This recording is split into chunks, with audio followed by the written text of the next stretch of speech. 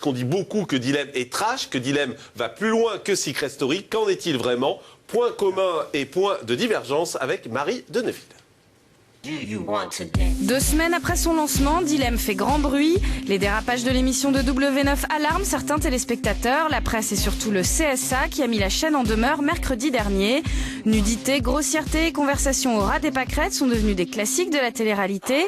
Les candidats de Secret Story avaient déjà fait très fort l'été dernier, mais a priori ceux de Dilemme ont eux aussi de grosses capacités. On peut dire que les 2 émissions ont réussi leur casting et nous ont dégoté des flèches. Au moins, grâce à ça, j'ai pu constater les gens qui en vaut la peine ici et ceux qui c'est vraiment des débiles. Et du côté de W9, ça donne ça. C'est une grande montagne et tu peux y monter avec le périphérique. Voilà. En fait, c'était... Un truc pour faire le ski? Non, même pas. Périphérique ou téléphérique. Alors, un partout pour le casting. Et en termes de stratégie, Secret Story a fait assez fort en manipulant ses candidats dans tous les sens à coups de gros chèques. Alors que sur W9, les fameux dilemmes ne sont pas si machiavéliques que ça. Tu dois choisir entre boire la potion des hommes en rouge et faire remporter 3 000 € à ton clan ou manger une cervelle d'agneau grillée et faire remporter 1 000 € à ton clan. Là, c'est Secret Story qui gagne en étant un peu plus pervers. Et question agressivité, c'est sûrement TF1 qui est aussi en tête avec des clashs quasi quotidiens, voire de la violence physique.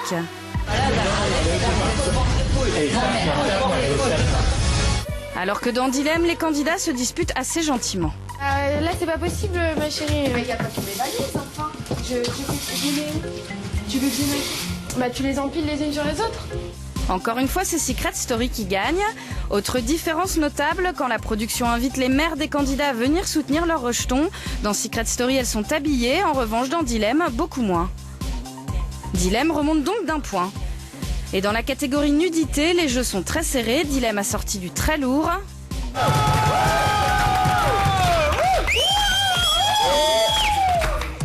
Mais Secret Story avait aussi tout prévu. Je fais du 95G, j'adore mes gros seins. On est donc à égalité dans la série Blonde à gros seins.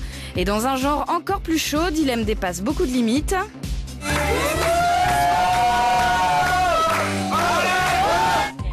Alors que dans Secret Story, les carrés noirs faisaient la loi, on ne s'en était pas rendu compte, mais finalement c'était assez soft, voire carrément romantique. Mon cœur, est-ce que tu veux m'épouser?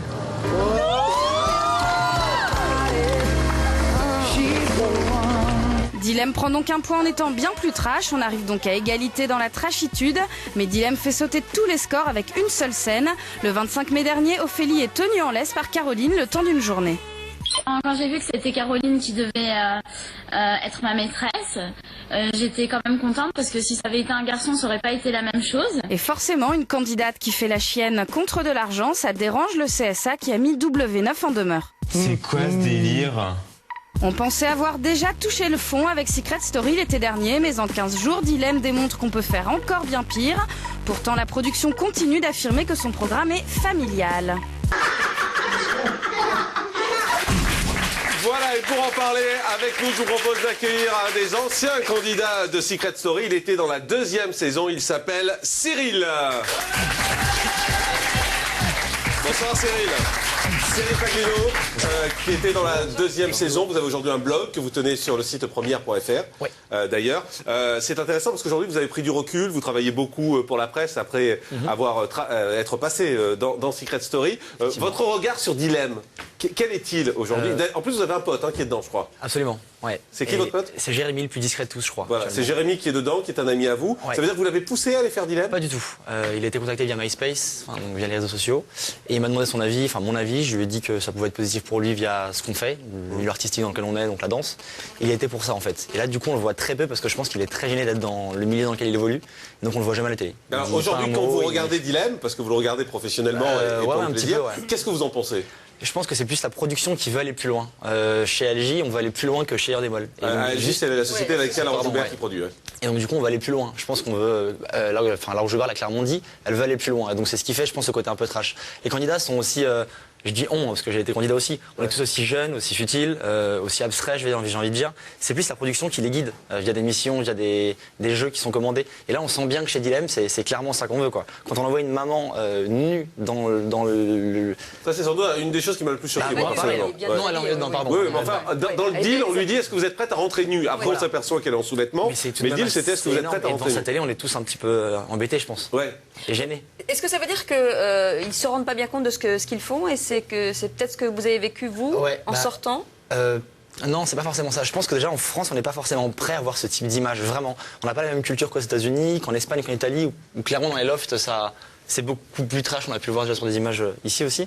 Et donc je pense qu'on n'est pas prêt à voir ça en France. Et moi, j'étais pas prêt à le voir personnellement. Donc je le regarde vraiment par obligation, mais pas par plaisir. C'est étonnant parce que c'était pas non plus le Secret Story où vous avez été. Enfin, il y avait des choses même si c'était pas comme le dernier où là c'était encore un cran au-dessus. Ouais. Mais voilà, c'était quand même une émission de télé-réalité, une émission où on se ment avec les codes de la télé-réalité.